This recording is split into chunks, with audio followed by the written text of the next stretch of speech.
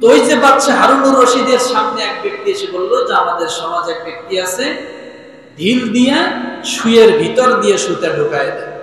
বাচ্চা হারুনুর রশিদ বলল, ঠিক আছে, ডাক দাও, তাকে পুরস্কৃত করা হবে, মঞ্চ তৈরি করো, লোকজনকে খবর দাও। মোটামুটি আলহামদুলিল্লাহ মাশাআল্লাহ মঞ্চ টঞ্চ তৈরি করা হলো, লোকজনকে খবর দেওয়া হলো। এমন একজন কৃতিত্ব ব্যক্তি যিনি ঢিল দিয়ে শুয়ের ভিতর দিয়া কি করে, সুতে লাগায়। মানুষজন আসছে লোকটাকে দেখার জন্য, সে মঞ্চে উঠে দেখাবে। তো মঞ্চে উঠে দেখানোর পরে বাদশা হারুনুর রশিদ বলল, এই ব্যক্তিকে 10,000 টাকা পুরস্কার দেওয়া হলো। সেই সময়, বর্তমান সময় মনে করেন কয়েক কোটি টাকা, তাই না? তো বলল 10,000 টাকা তাকে পুরস্কার দেওয়া হলো। সবাই হাতে তালি। এরপরে বাদশা হারুনুর রশিদ বলল আর একটা কথা, সেটা এই ব্যক্তিকে 10টা জুতের বাড়ি দেওয়া হলো। কয়টা? সবাই বলে আশ্চর্য কথা, আগের 10,000 টাকা পুরস্কার সেটা ঠিক আছে, জুতের বাড়ি 10 টাকা। আপনারা কি কন? ঠিক আছে, 10,000 টাকা পুরস্কার ঠিক আছে, কিন্তু জুতের বাড়ি 10 টাকা না। বাদশা হারুনুর রশিদ যখন এই ঘোষণা দিলেন, সব মানুষ কৌতূহল জেগে গেল।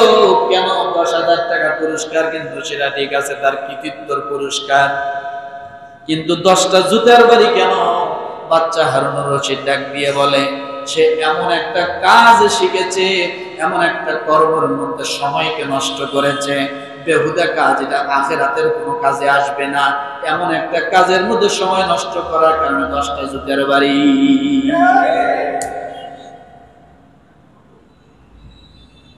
আমাদের সমাজে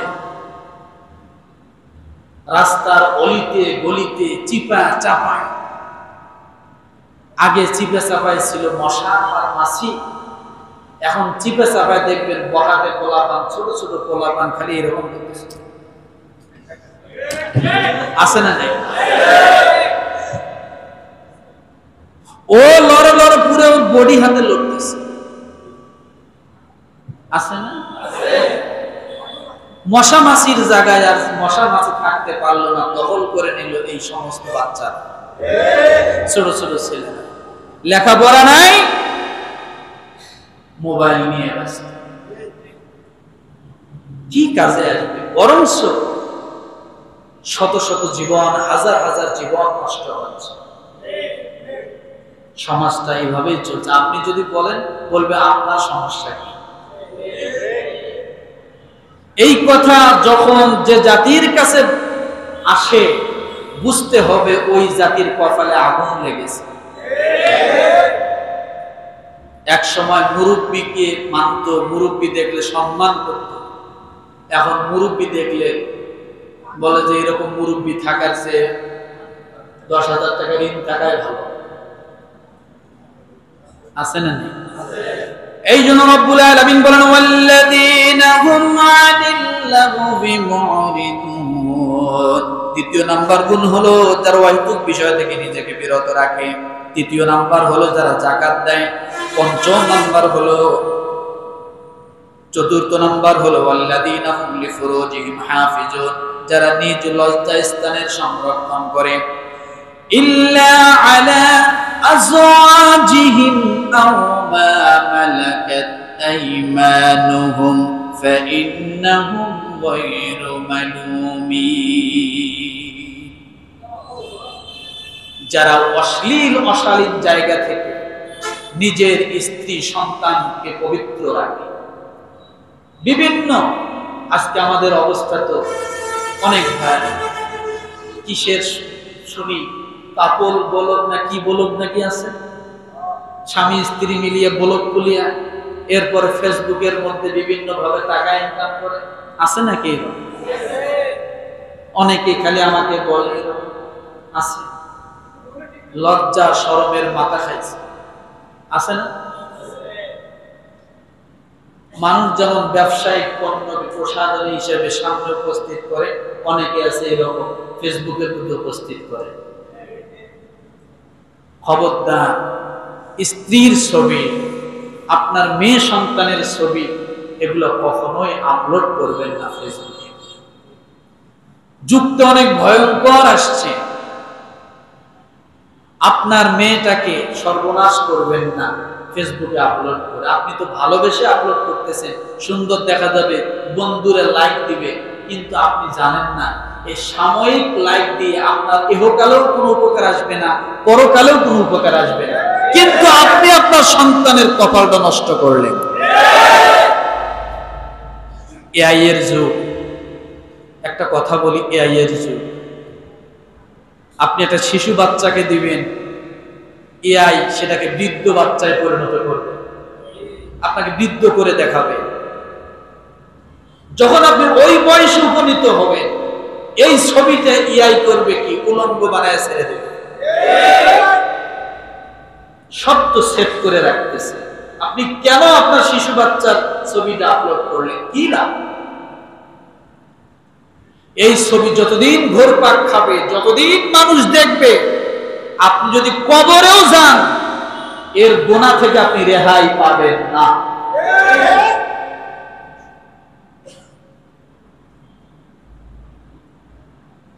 এর থেকে আপনি রেহাই পাবেন।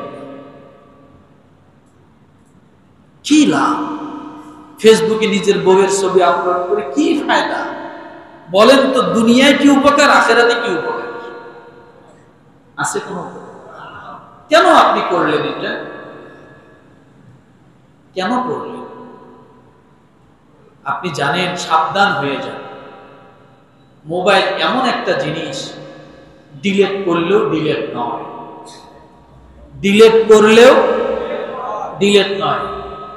সাময়িক সময় চোখের সামনে ডিলেট, কিন্তু মোবাইল ঠিকই ধারণ করে রাখছে, গুগল ধারণ করে রাখছে, ফেসবুক ধারণ করে রাখছে, তারা সেভ করে রাখছে। তারা আপনাকে ছেড়ে দেবে না, তারা আপনাকে ছেড়ে দেবে। তাহলে আপনি কেন এগুলো লাভ দেয়, ফায়দাটা?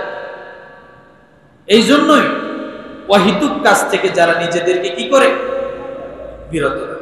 فَمَنِ ابْتَغَى وَرَاءَ ذَلِكَ فَأُولَئِكَ هُمُ الْعَادُونَ।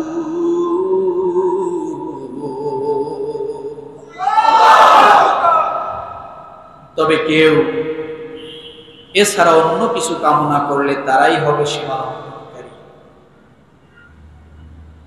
অর্থাৎ আপনি যে ফেসবুকে এগুলো পোস্ট করলে মানুষ দেখবে না? দেখবে না? যে দেখবে তার গুনাহ, যে দেখানোর ব্যবস্থা করলো তারও তো আপনার গুনাহ। আর আপনি আসে হুজুরের কাছে দোয়া চাইবেন, হুজুর দোয়া করেন আমার সন্তানরা যেন মানুষের মতো মানুষ। আরে পাগল, তুমি তো অমানুষ। অমানুষের কাছ থেকে কি মানুষ হওয়ার দোয়া চাও? অমানুষের কাছ থেকে কি মানুষ হওয়ার আশা করো?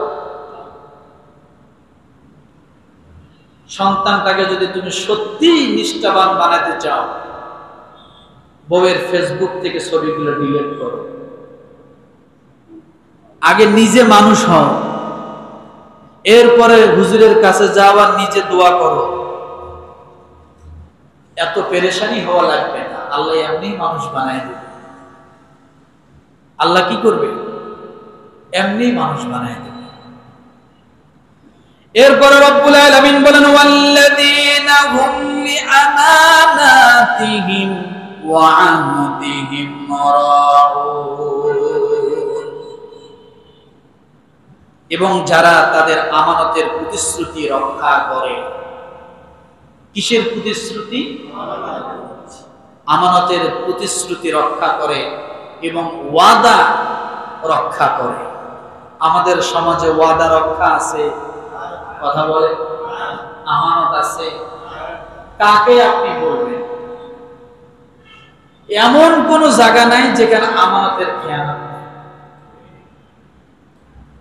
তাহলে জান্নাতুল ফেরদাউসের বাসিন্দা হতে হলে আমানত এবং ওয়াদা দুইটা জিনিস কি করতে হবে? ঠিক রাখতে হবে।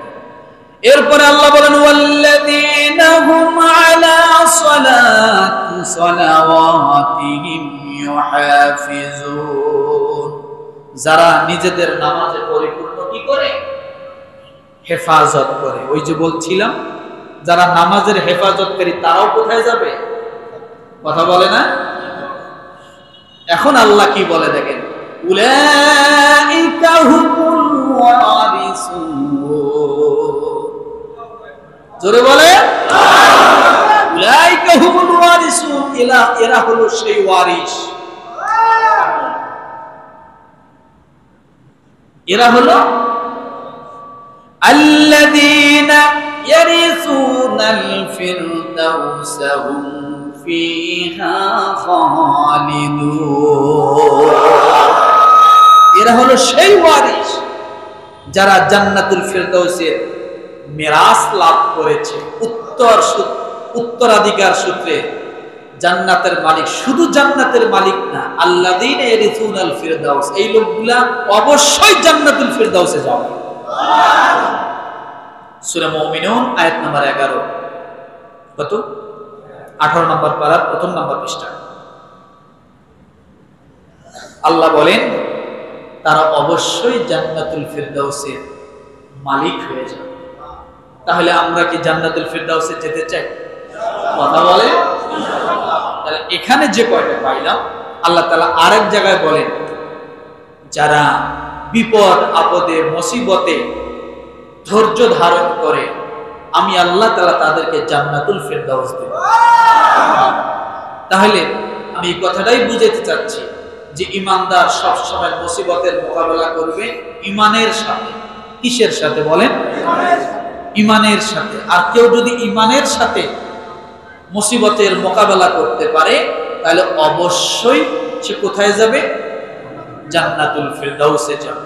এখন কথা হলো আমরা আল্লাহর কাছে বেশি বেশি করে একটু দোয়া করতে পারি যে আল্লাহ আমাকে মুসিবত থেকে কি করো?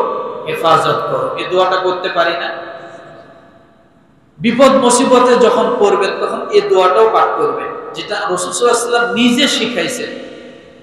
আবু দাউদ শরীফ হাদিস নাম্বার 1525, আল্লাহ আল্লাহ রাব্বি লা উশরিকু বি শাইআ। আসমা বিনতু উমাইস রাদিয়াল্লাহু তাআলা আনহা থেকে বর্ণিত, তিনি বলেন একদা রাসূলুল্লাহ সাল্লাল্লাহু আলাইহি ওয়াসাল্লাম আমাকে বললেন আমি কি তোমাকে এমন কয়েকটি বাক্য শিক্ষা দিব না যা তুমি বিপদের সময় পাঠ করবে, মুসিবতের সময় পাঠ করবে? আসমা বিনতু উমাইস রাদিয়াল্লাহু আনহা বলেন ইয়া রাসূলুল্লাহ অবশ্যই আপনি আমাকে শিখায় দিন। তখন রাসূল সাল্লাল্লাহু আলাইহি ওয়াসাল্লাম বললেন তুমি পড়ো আল্লাহ রাব্বি লা উশরিকু বি শাইআ। কারণ এটা যখন তুমি পড়বে অবশ্যই আল্লাহ তাআলা তোমার কাছ থেকে যখন যে বিপদ মুসিবত আসুক না কেন আল্লাহ হটায় দেবে। পারবো না দোয়াটা মুখস্থ করতে? আল্লাহ রাব্বি লা উশরিকু বি শাইআ। পারবো? আল্লাহ তাআলা আমাদের সকলকে সকল মুসিবতকে ঈমানের সাথে আল্লাহ তাআলা যেন ধৈর্য ধারণ করার তৌফিক দেয় এবং জান্নাতুল ফিরদাউসের জন্য যে 8টি গুণের কথা বলা হয়েছে এই গুণগুলো যেন আমরা অর্জন করে জান্নাতুল ফিরদাউসের বাসিন্দা হতে পারি। আল্লাহ তাআলা আমাদেরকে সে তৌফিক দান করুক। আমিন। ওয়া আখিরু দাওয়ানা আনিল হামদুলিল্লাহি রাব্বিল আলামিন।